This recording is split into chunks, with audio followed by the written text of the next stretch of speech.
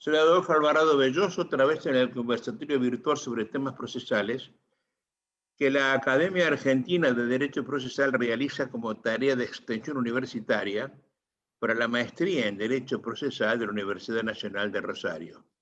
Muchas aulas. Transitó hace años nuestra invitada de hoy, Vania Butó.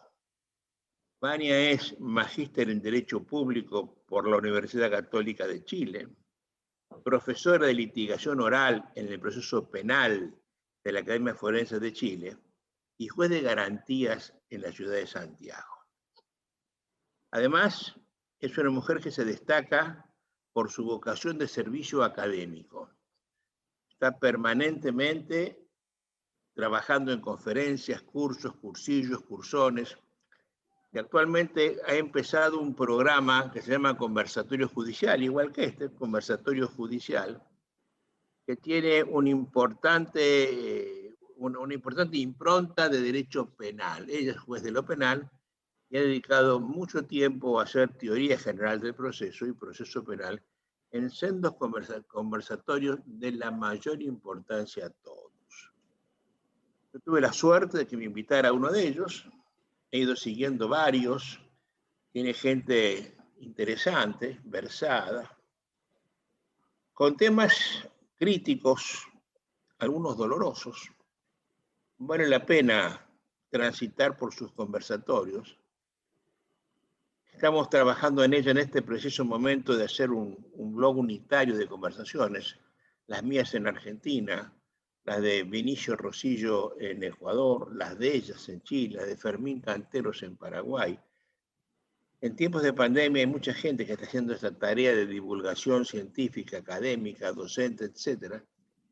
Y nos parece interesante que haya un sitio común para que el hombre de a pie pueda llegar de pronto a la enorme gama, vasta gama de temas que están tratados en conversaciones como las de este tipo, tranquilas, ligeramente descontracturadas. Yo le he pedido a Vania que nos hable hoy de cuál es la cautela de garantías en el proceso penal chileno. Como este es un tema que no ha sido tratado todavía en nuestros conversatorios al menos, yo quiero, y ya que no todo el mundo entiende qué es esto de juez de garantías, quiero recibir a Vania primero con el mayor de los afectos, como ella sabe que le tengo, y pidiéndole varias preguntas previas al tema. Quiero preguntar, ¿qué es ser en Santiago de Chile un juez de garantías? ¿Cuál es su competencia? ¿De qué trata lo que hace? Y sé que también tiene una competencia extra que no todo el mundo quiere tener. Son jueces con otro título al mismo tiempo que son jueces de garantías. Yo le preguntaría, ¿qué es una garantía? ¿Qué es una cautela de garantía? ¿Qué es una garantía? ¿Qué es una garantela una cautela de garantías? Y luego iremos desgranando la conversación como vaya saliendo. Me queda, Vania, bienvenida a este lugar de conversaciones. Te recibo con el afecto que sabes que te tengo permanentemente. Te doy la más cordial bienvenida y ya te empiezo preguntando qué es ser juez de garantías en Chile.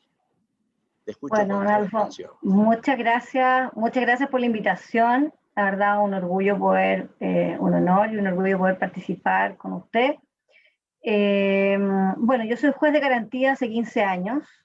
A mí me nombraron juez de garantía el año 2005. En mi jurisdicción era un tribunal de agrupación de comunas. ¿Ah? Hoy día yo soy, para que también hacer la distinción, juez de garantía en una ciudad con asiento de corte. ¿Ah? Eso básicamente lo determina la Corte de Apelación, en este caso mío, la Corte de Apelaciones de Santiago.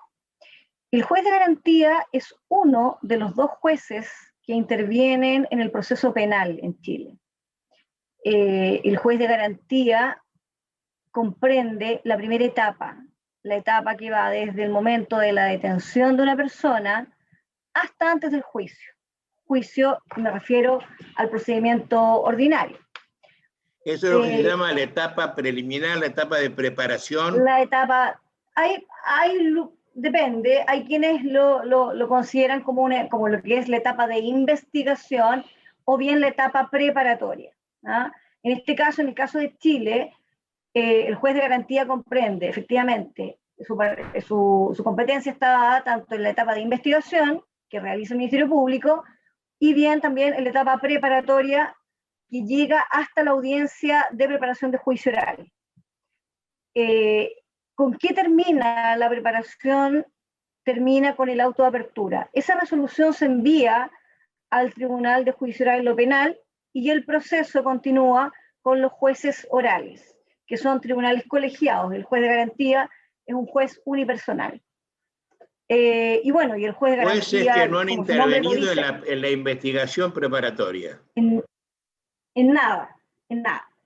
Y eso es muy relevante en relación al tema que luego, entiendo, usted me va a preguntar, que es por las cautelas de garantía, porque el Código Procesal Penal habla de la cautela de garantía, pero siempre enfocado en el juzgado de garantía, en la labor que realiza el juez de garantía.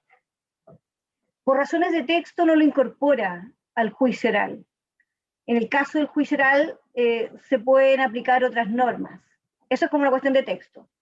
Entonces, el juez de garantía interviene desde el momento que se produce, por ejemplo, la detención de una persona.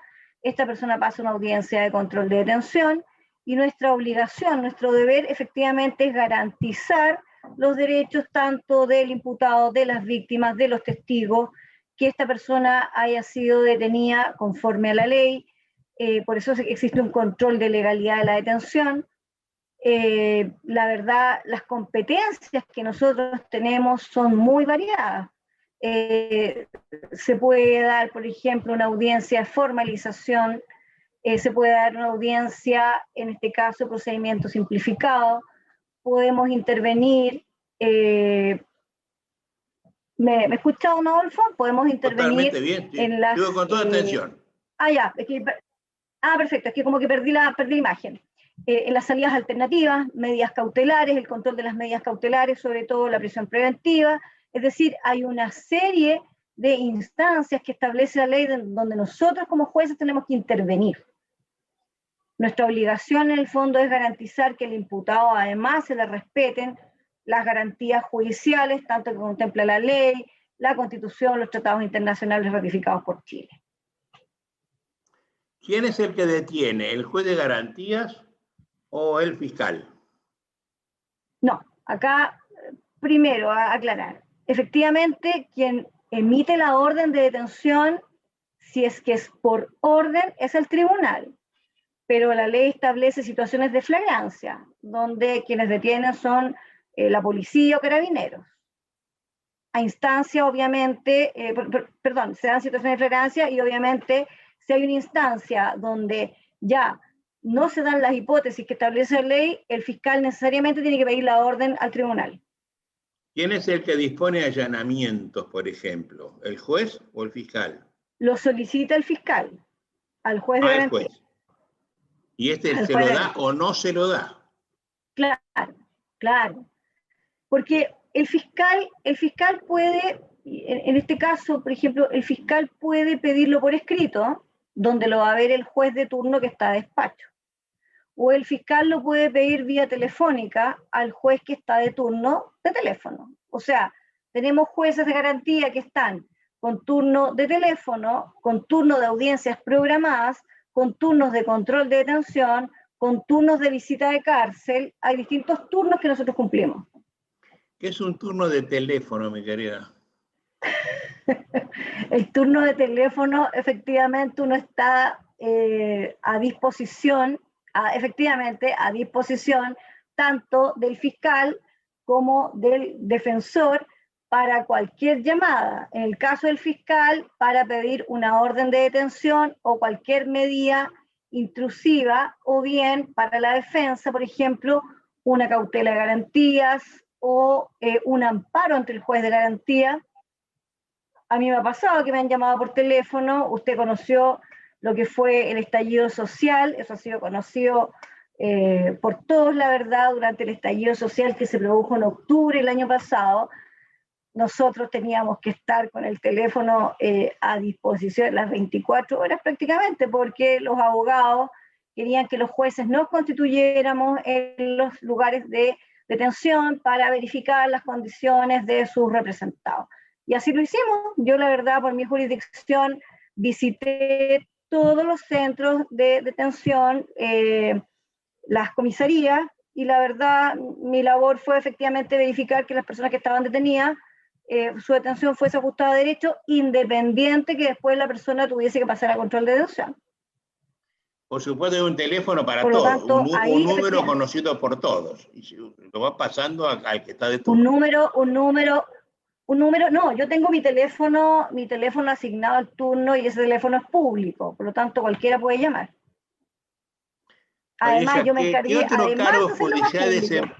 ¿Qué otro cargo judicial desempeñás paralelo al cargo de juez de garantía? Bueno, dentro de las funciones que también realizamos algunos jueces de garantía es ser tribunales de tratamiento de drogas, que se da en el marco de lo que es la suspensión condicional del procedimiento, que es una salida alternativa al proceso penal. Es una de las posibilidades que tiene el imputado para poner término a una causa. Y esto implica cumplir con ciertas condiciones. Ahora, no todos tienen la posibilidad de optar a esta salida alternativa, porque obviamente se exigen ciertos requisitos, como por ejemplo el no haber tenido condenas previas, o la verdad, el delito que no tenga una pena muy alta.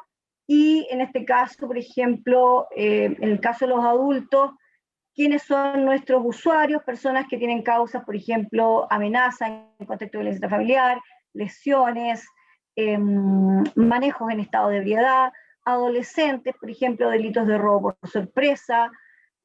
Tenemos algunos adolescentes robos con intimidación. Cada caso se analiza primero por el fiscal a cargo de la causa o la fiscal, y se presenta al tribunal. La mayoría de las veces lo hacemos en la misma audiencia de control de detención, pero son derivados a una dupla psicosocial a cargo de Senda, que es la institución en Chile que tiene a cargo todo el tema de drogas. Entonces, hacemos un equipo, la verdad, de coordinación de trabajo, que para mí eso es lo más importante, la verdad, que es tanto con la Fiscalía, con la Defensa, con Senda y el tribunal.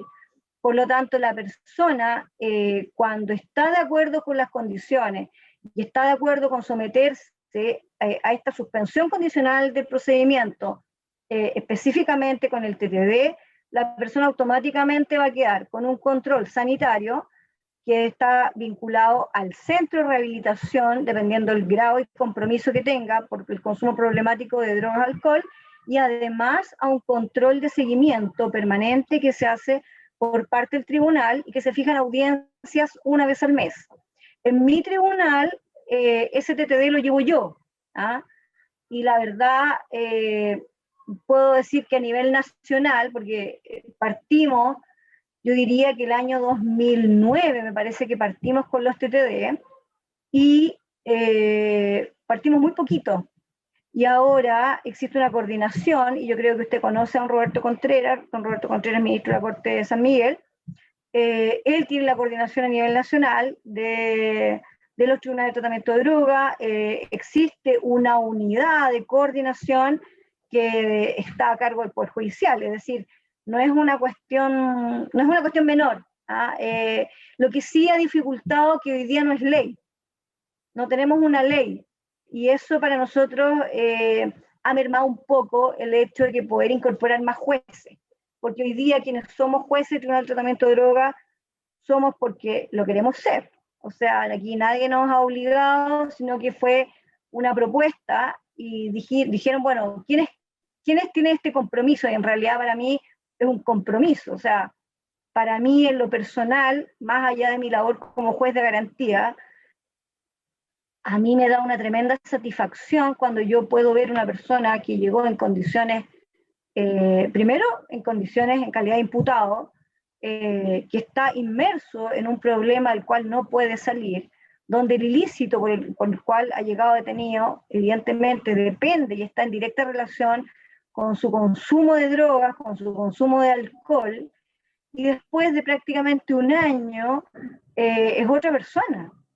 Ahora, el éxito del programa, yo creo que es como consecuencia del trabajo conjunto que hacemos todos. O sea, aquí yo no desmerezco el trabajo de nadie, me parece que la función que hace el Ministerio Público, tanto también la defensa, el acompañamiento que se hace respecto del imputado o imputada, es fundamental para poder lograr el éxito. Y en el caso de los adultos, yo diría que los porcentajes de éxito son mucho mayores que en el caso de los adolescentes, porque evidentemente el adolescente siempre requiere un acompañamiento y no siempre lo tiene. Me refiero a los adultos responsables, a un entorno más contenedor. Pero esa es mi función, o sea, yo como juez de garantía desempeño una función en lo jurisdiccional y además en el TTD, donde evidentemente uno desarrolla una función diferente. Oye, pregunta solamente para la anécdota. ¿Cuántos jueces de garantías hay en Santiago?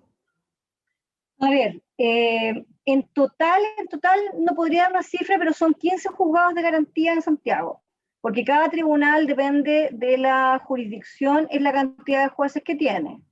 Hay jurisdicciones que tienen 10, 12 jueces de garantía, en el caso del mío somos 7, pese a que mi jurisdicción igual es grande. Entonces, no podría dar un número en particular de jueces de garantía en Santiago, sino que sí son 15 juzgados de garantía en Santiago. Y divididos por la jurisdicción competencia territorial. A ver, en el ámbito territorial de tu competencia, ¿cuántos habitantes hay? No manejo esa información, don Adolfo, de los habitantes de mi jurisdicción, no. ¿Cuántos jueces de juicio tenés vos para 15 jueces de garantía? ¿Cómo? ¿Cuántos jueces de juicio tenemos en tu competencia territorial? Ah, perfecto. También, como jueces, no me atrevo a decir porque siempre hay suplencias y hay interinatos, pero sí tenemos un tribunal. En el caso de mi jurisdicción es un tribunal, el cuarto tribunal de lo penal, cuarto tribunal de lo penal de Santiago. Y ese tribunal oral es la jurisdicción tanto de Santiago, que corresponde al séptimo juzgado de garantía, y la del sexto, que es la mía, que corresponde a Estación Central y Quinta Normal. Puedo dar como las cifras del tribunal, pero como jueces. ¿Tres ¿Cómo? jueces? ¿Cuántos los jueces lo integran al tribunal? Tendría que ver, el oral son por sala 3 jueces, pero tienen muchos colegas, deben ser por lo menos 20 que hay en el cuarto top. Sí, no. Pero no tengo la cifra exacta, tendría que verificar. Pregunta que te pongo el dedo en la llaga. ¿El número de jueces de juicio alcanza para el número de asuntos justiciables que se dan en tu competencia territorial o son pocos? La pregunta es, ¿cuál es la mora en materia judicial de juicio? No te estoy contando el aprovecho, no te estoy contando los juicios abreviados, juicio.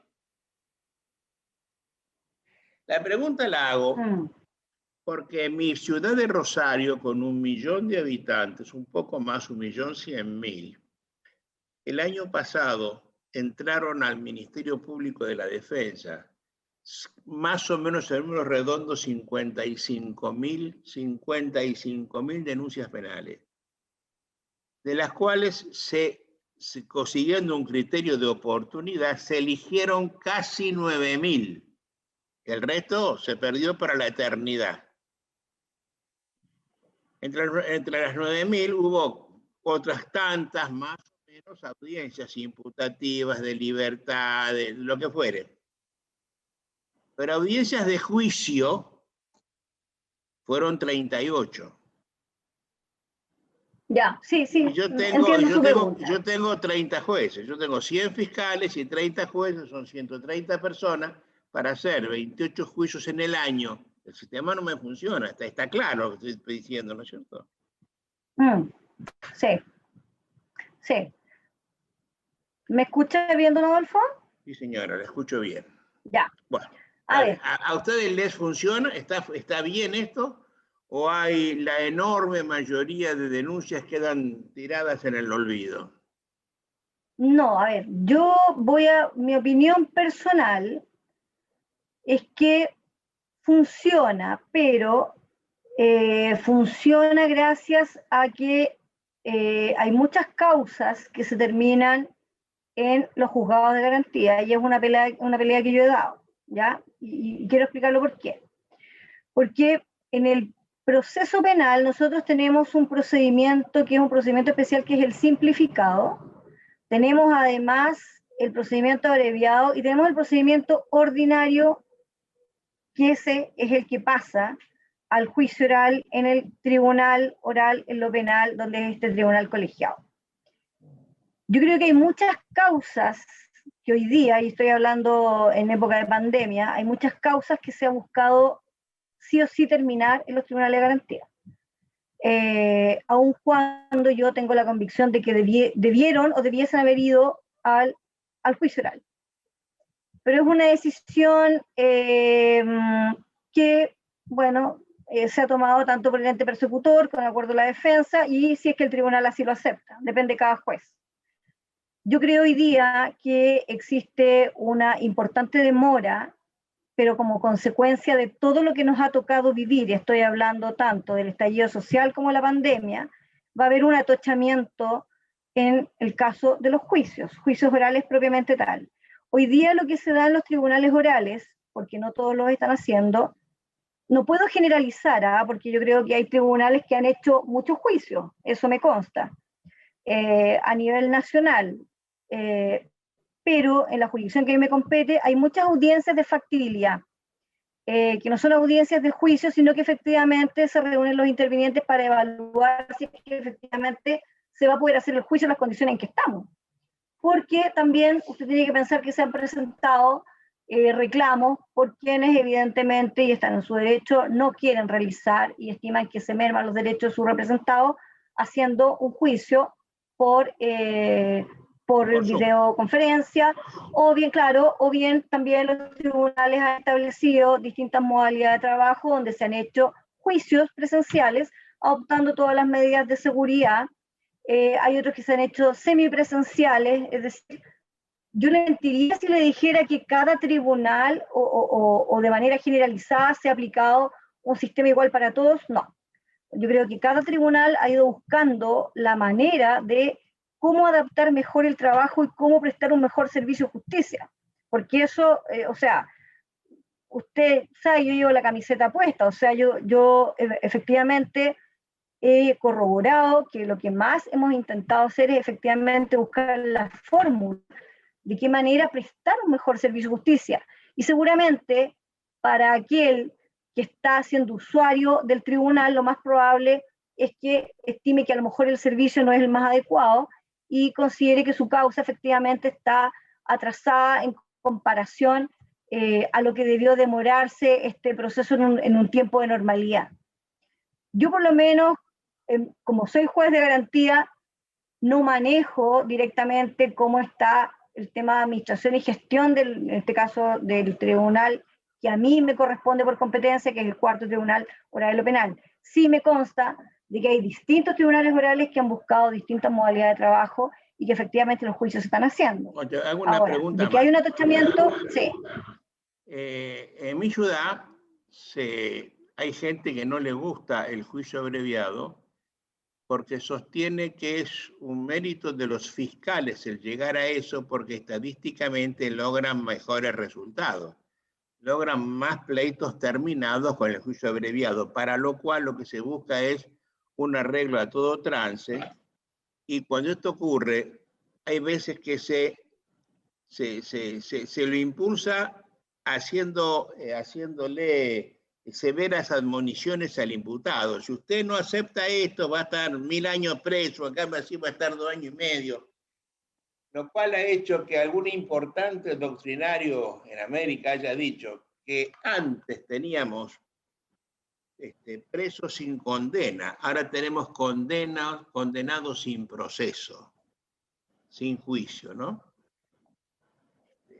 Te pregunto tu opinión, si hay esa exacerbada devoción por hacer resultados, estadísticas, sentencias, y entonces hay aprietes, así, con la palabra que te digo, aprietes a los defensores, a los imputados para que arreglen. A ver, yo creo que el Porque eso tema del ocurre delante tuyo, abreviado, eso ocurre delante tuyo. Sos vos la que tenés que decirle sí, sí o no, le bendigo o no el acuerdo.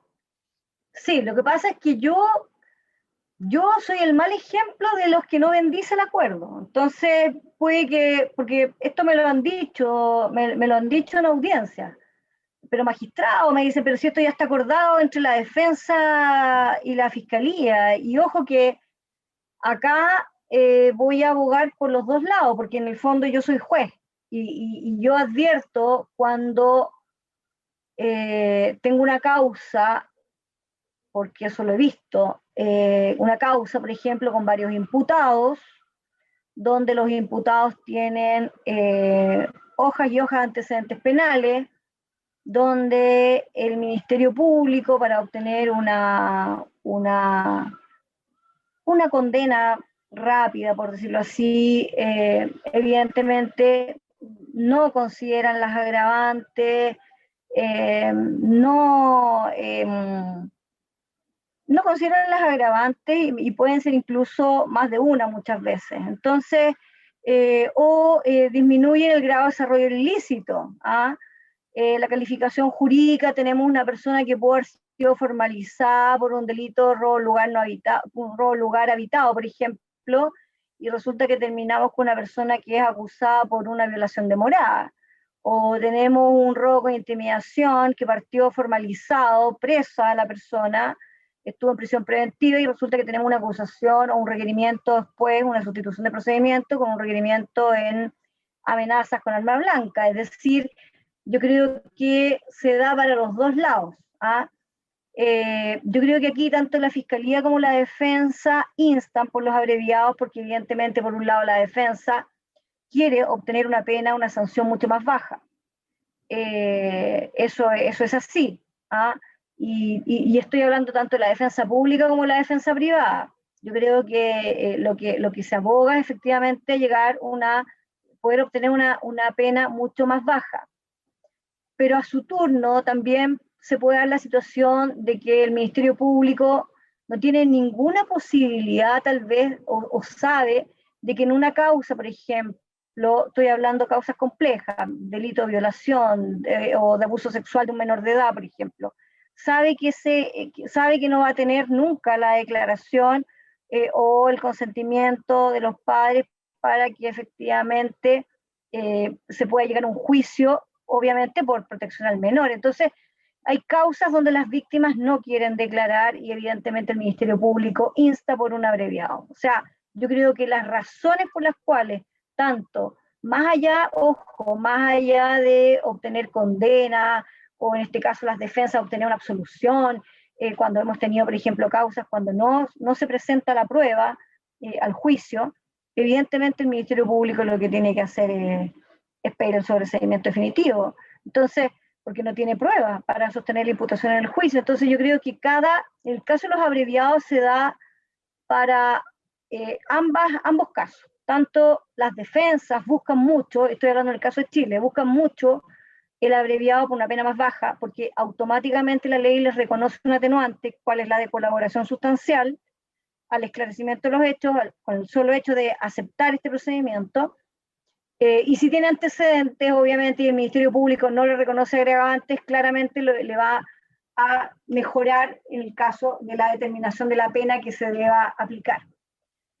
Por lo tanto, el tema de los abreviados no es un tema fácil, no es un tema, y tampoco, ojo, tampoco es un tema que exista como uniformidad de aplicación de criterios en los tribunales. Yo, en mi tribunal somos 7 y yo creo que los 7 tenemos distintos criterios de interpretación de la norma y en este caso de aceptar o no un procedimiento abreviado. Yo me Yo te cuento, considero Vania, una cosa, a ver, mira, más fregada. deja que te recuerde algo. Esto del procedimiento abreviado es un invento de los cordobeses en la Argentina.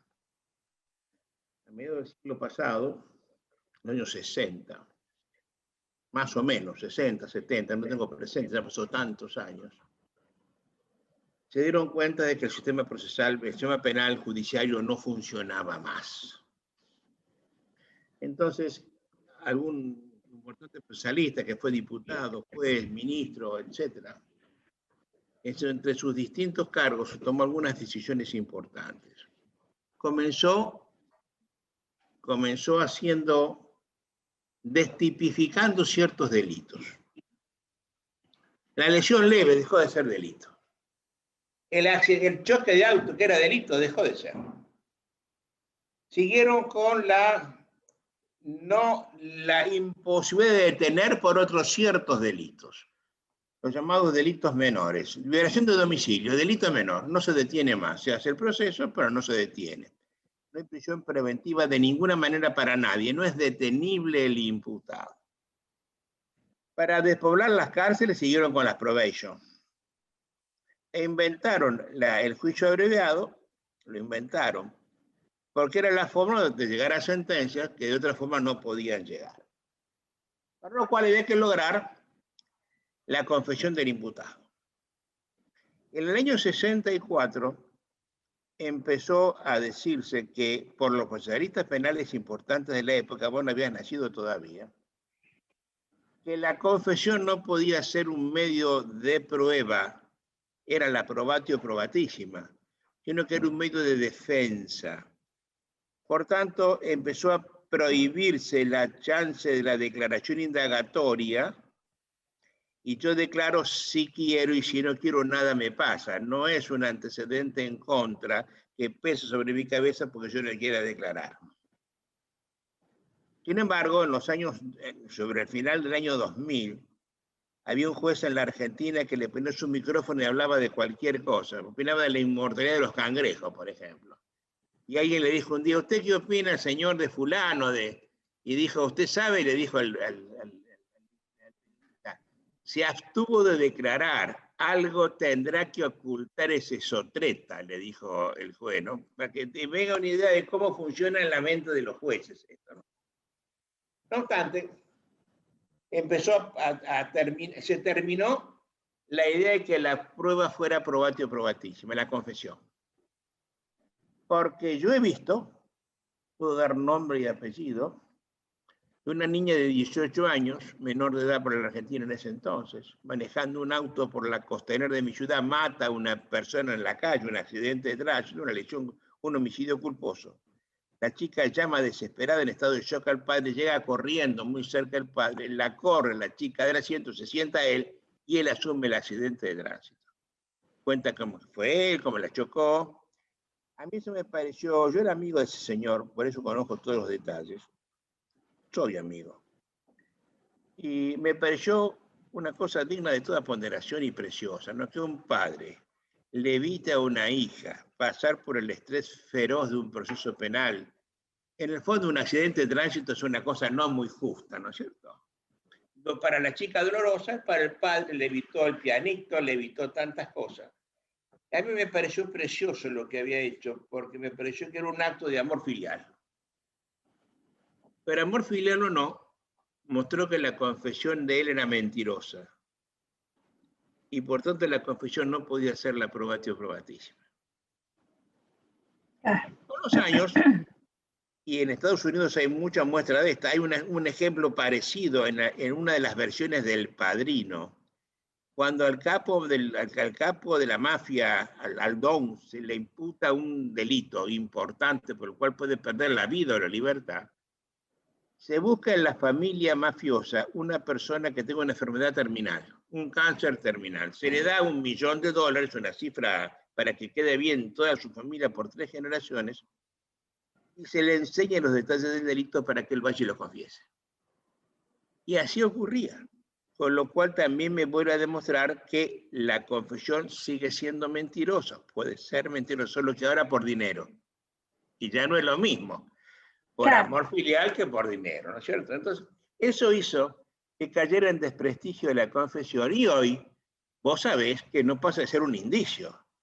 Sí, pero acá hay un detalle, ¿eh? Que me parece que es importante que eso lo sepa don Adolfo. En el caso de los abreviados, se da mucho que tenemos acusaciones presentadas, estoy pensando procedimiento ordinario, con acusación presentada, donde acusación, todo antecedente, toda la prueba que tiene el Ministerio Público, que consta la carpeta investigativa, que tiene la defensa, y que la audiencia de preparación de juicio, en esa audiencia se llega al abreviado. Es decir, teniendo toda la prueba, la defensa es un indicio acepta más. este abreviado. Lo que está bien, porque la Claro, confesión o sea, no es entonces que, ha ojo, pasado, mira, la confesión ha pasado a ser un indicio. Y los indicios, para tener valor probatorio, deben ser varios, graves, precisos y concordantes. Varios, yo digo que 3, por alguna razón digo que 3. Por tanto, no es la confesión la probatio probatísima. Es un indicio, ¿no? No. Pero eso se le ha dicho decir a Juan Montero, que es un hombre inteligente y versado. Salió horrorizado de nuestro juicio abreviado, diciendo cómo era posible que se hubiera penado sin juicio, ¿no? Que no es lo que la Constitución quiere. No obstante, te estoy hablando de lo que es doctrinalmente, hay gente que critica esto. No es una cosa que esté aceptada por todo el mundo, pero en mi país funciona, como te lo digo yo. Claro. Funciona buscando estadísticas, sentencias terminales. ¿Cuántas condenas logró el Ministerio Público de la Acusación? Logró 7.000 condenas y en juicio 22.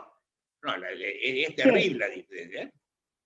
Yo creo que se da también. Nos fuimos a otra parte. No, quiero que volvamos a nuestro tema porque me quiero volver al tema de hoy, que es una cautela de garantías.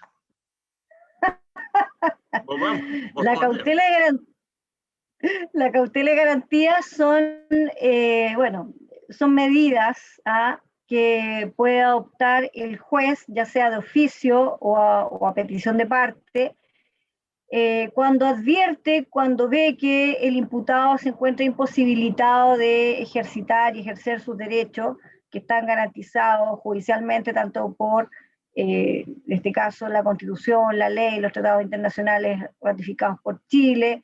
Son, no sé, en Argentina me da la sensación que ustedes tienen estos amparos en el proceso penal.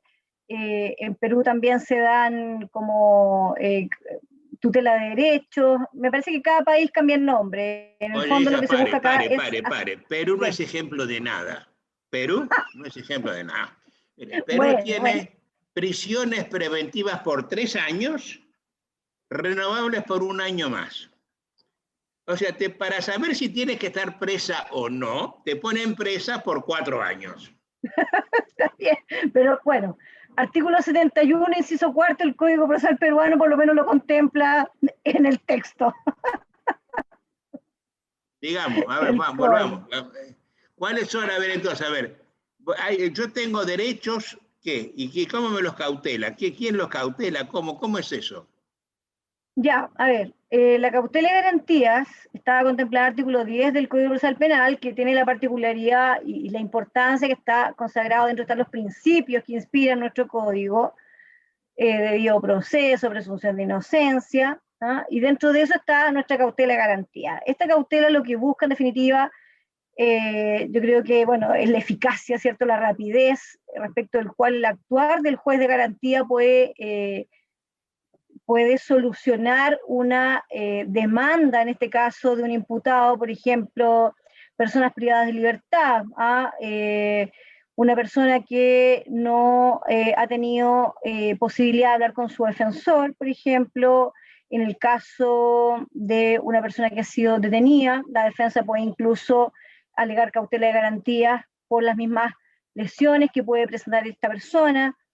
A mí me pasó hace un par de semanas atrás que un defensor presentó un escrito, por ejemplo, pidiendo que el juez se constituyera en forma inmediata en Gendarmería, ya que su representado había sido trasladado de una celda a otra. Obviamente por el COVID tuvimos que adoptar otras medidas, me entrevisté con el alcaide, vimos qué había pasado con las sanciones administrativas que había tenido esta persona. Es decir, la cautela de garantías se puede interponer en cualquier etapa del proceso penal, pero ante el juez de garantía. Lo que hablábamos en un inicio, por razones de texto no se contempla para el juicio oral, porque obviamente hay otras normas, pero el juez de garantías es quien en definitiva puede e interviene, ya sea de oficio o a petición de parte. Pero ¿en qué consiste la cautela de la garantía? Por ejemplo, que se pueden dar distintas situaciones. No es que se refiera a una... Ya, por ejemplo, persona detenida, persona lesionada, la defensa alega una cautela de garantía incluso en la misma audiencia de control de detención. O una persona que ha sido privada de libertad, por ejemplo, no tiene posibilidad de hablar con su defensor, la defensa presenta una cautela de garantía y el tribunal fija una audiencia. En esa audiencia se presentan los antecedentes que está reclamando la defensa, obviamente con la citación del Ministerio Público, para conocer qué es lo que pasa respecto a la demanda o alegación que está haciendo, en este caso, el imputado o la defensa. Por ejemplo, no haber tenido posibilidad de entrevistarse con su defensor, por ejemplo, no tener acceso a una carpeta investigativa, ¿qué pasa? Por ejemplo, lo que le mencionaba yo, que un imputado tenía una sanción administrativa por una riña en la cárcel y se fue trasladado de celda, demora en la atención médica, por ejemplo, una persona que está privada de libertad. Son distintas situaciones, no es única, no es una sola. Pero a ver, ¿cómo se cautela la garantía?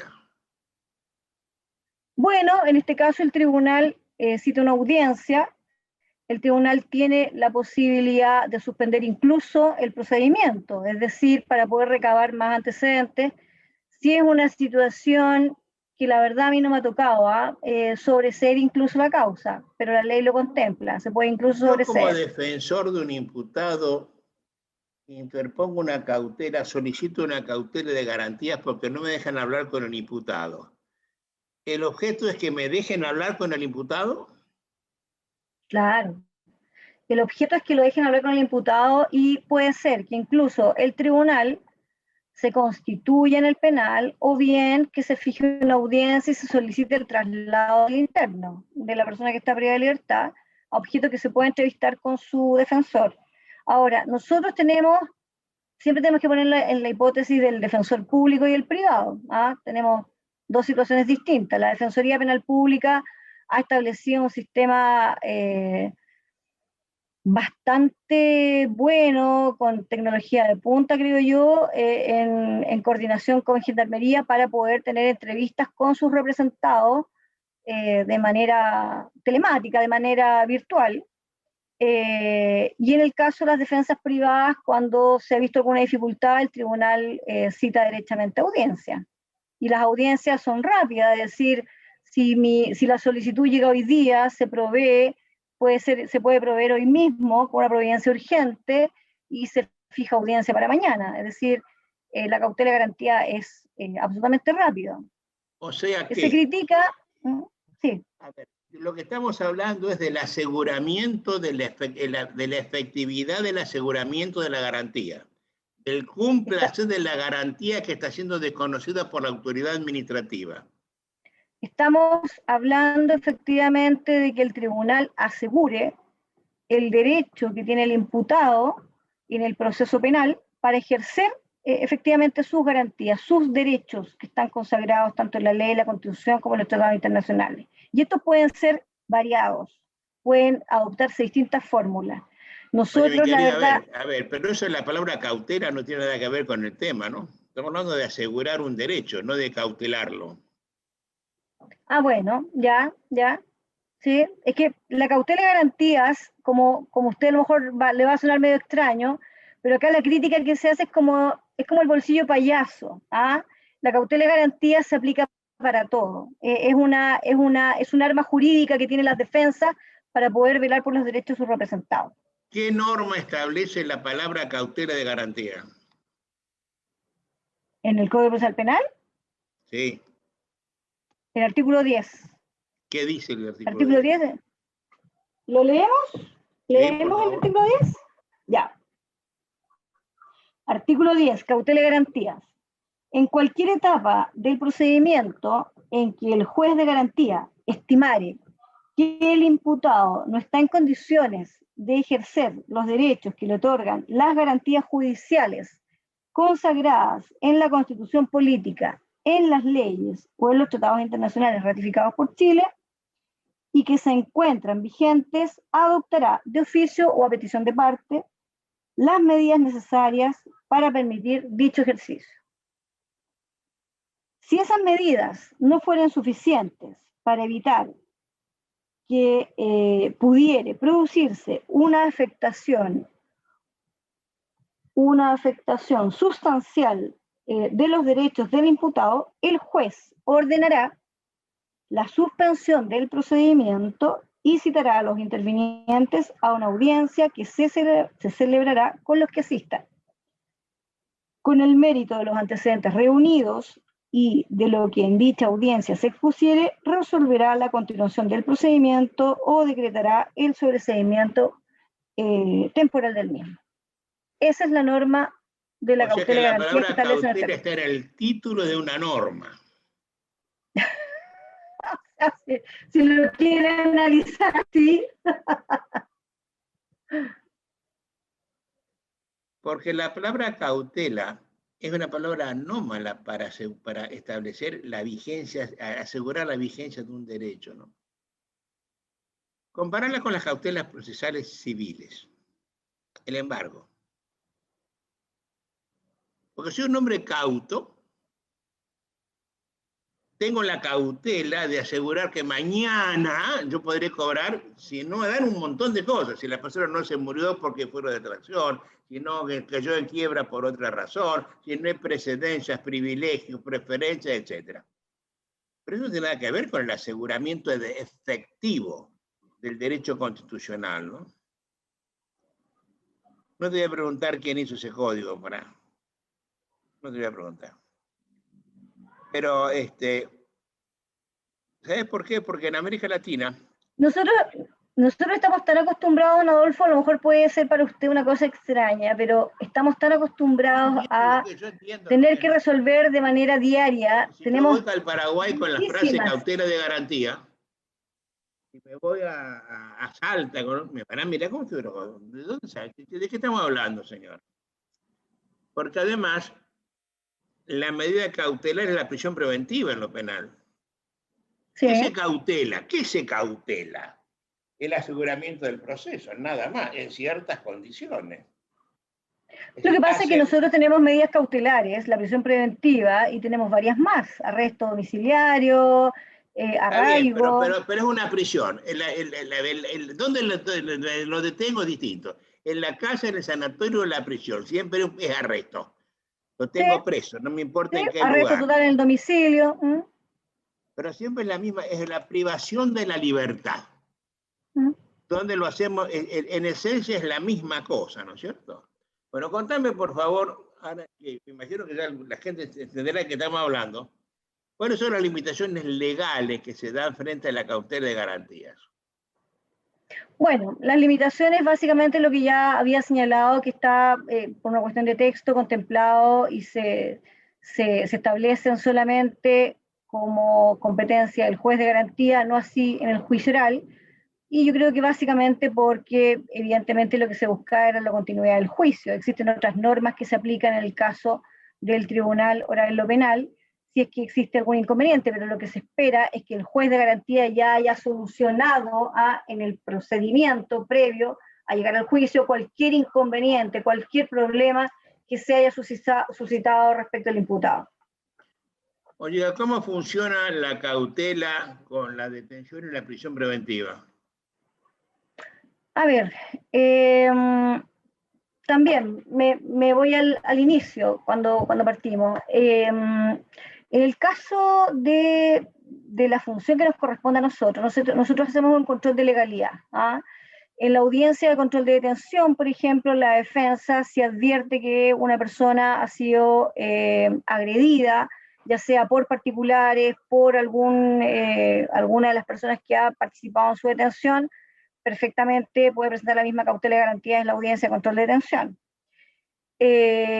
Una persona privada de libertad, son los mismos casos que habíamos mencionado.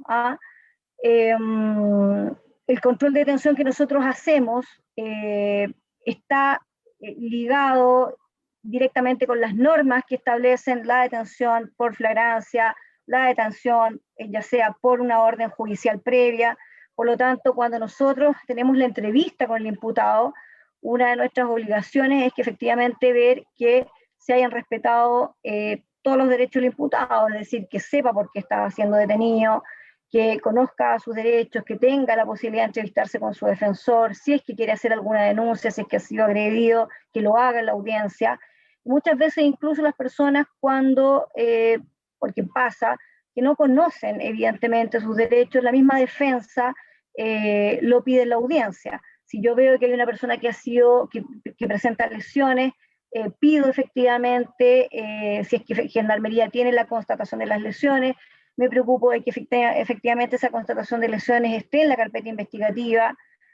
Toda la información que puede proporcionarnos el fiscal se puede hacer extensiva en la misma audiencia contra la detención. Oye, ya estamos cerca del final de la charla nuestra. Una última pregunta que quiero hacerte. ¿Cuáles son los efectos de esa cautela de garantías en el proceso penal? Los efectos totales que tengas en la cabeza. A ver, los efectos prácticos de partida, que era como lo que usted me preguntaba, también con respecto a este concepto de cautela, es evidentemente poder solucionar y que se enmiende el problema, la situación que merma el derecho, en este caso, del imputado, ya sea que vuelva, por ejemplo, si ha sido trasladado de una celda a otra que le perjudica, que ojalá pueda volver a su celda. Obviamente nosotros tenemos que conocer si es que existe alguna sanción, por ejemplo, por parte de Gendarmería. A veces pasa que se producen riñas al interior de los penales, se inician investigaciones sumarias administrativas, se hacen esas mismas denuncias a los tribunales de garantía. La idea es poder efectivamente fijar audiencia, que en esa audiencia el imputado nos ponga en conocimiento, nos haga saber qué es lo que le ha pasado, si es que requiere una atención médica, saber por qué no ha sido atendido y efectivamente que sea visitado por el médico o nosotros incluso derivarlo a un hospital externo. No necesariamente que sea el mismo hospital penal, porque usted comprenderá que las condiciones son precarias y a veces no hay especialistas, por ejemplo. Claro. Nosotros fijamos, o sea, la forma de operar es, se recibe la denuncia de cautela de garantías, nosotros fijamos inmediatamente audiencia. Esa es la práctica generalizada de los tribunales de garantía. Si es necesario incluso constituirse en el lugar, lo hacemos. Obviamente, hoy día con la pandemia hay más restricciones por cuestiones sanitarias, pero, por ejemplo, con la pandemia se presentaron muchas cautelas de garantías de personas que habían sido trasladadas incluso de penal. Y las defensas pedían que los imputados fueran devueltos a los penales de origen. Por ejemplo, una persona que está privada de libertad en Santiago fue trasladada, no sé, a Concepción, Chillán, 8 horas de Santiago aproximadamente. Entonces, claro, uno dice, bueno, ¿qué pasó aquí?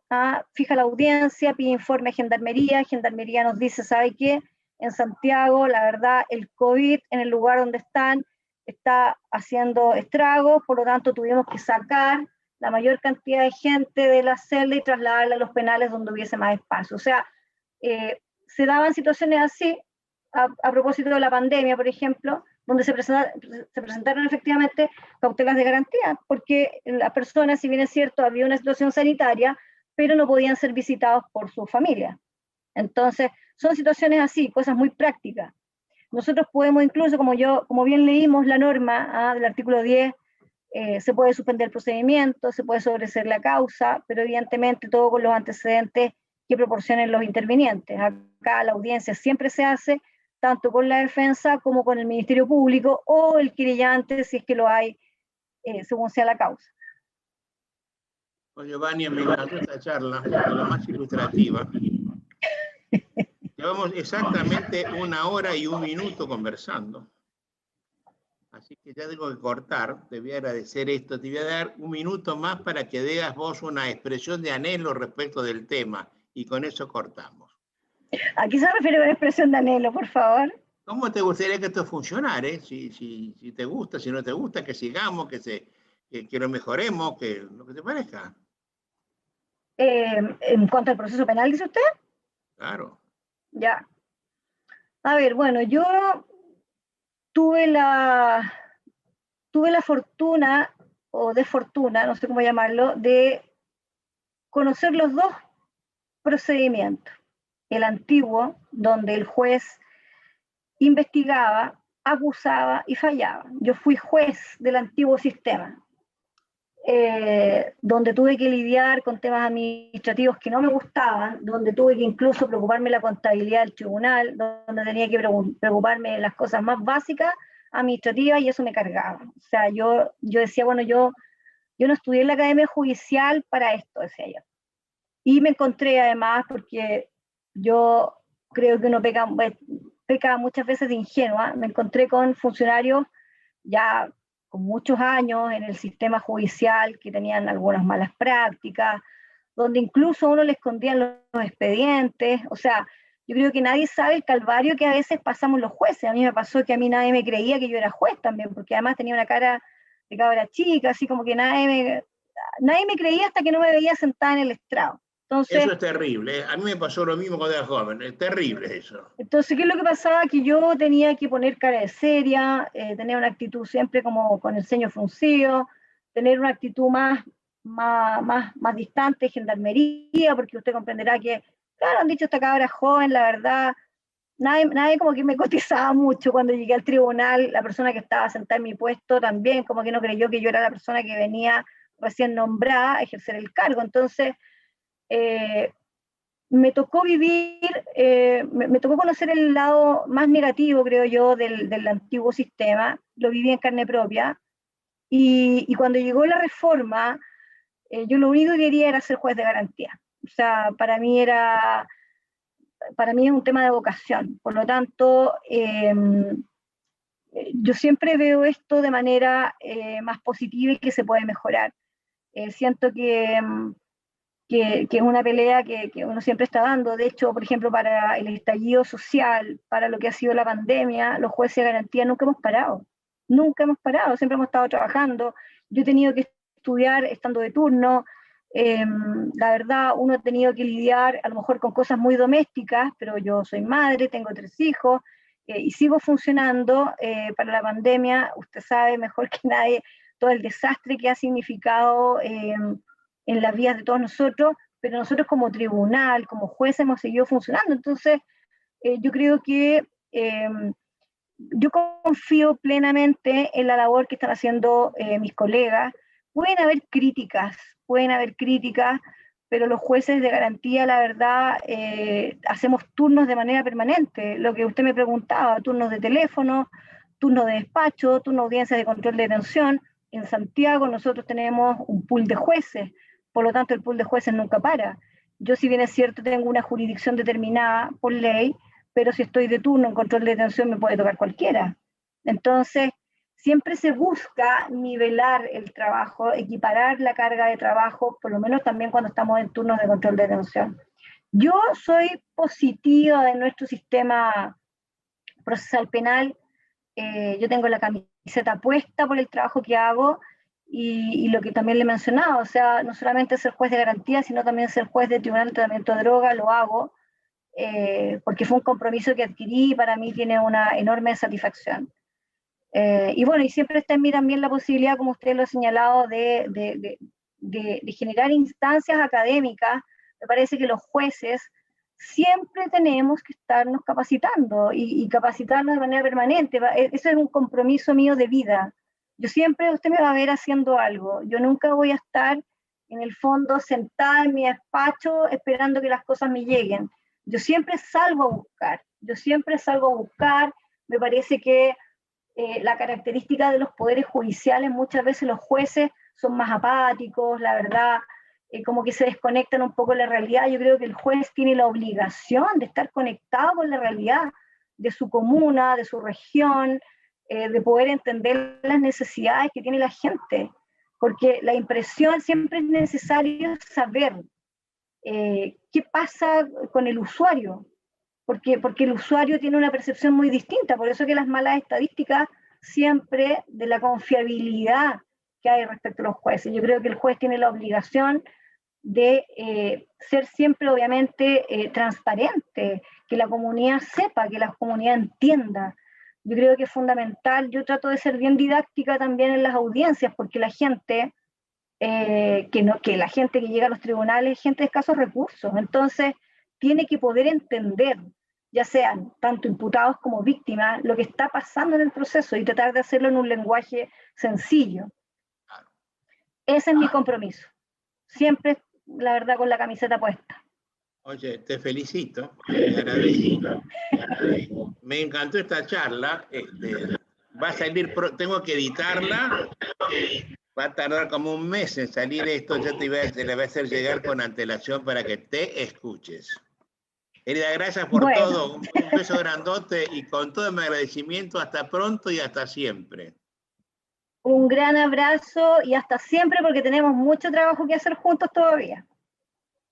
Un beso, querida. Chao. Un beso. Chao.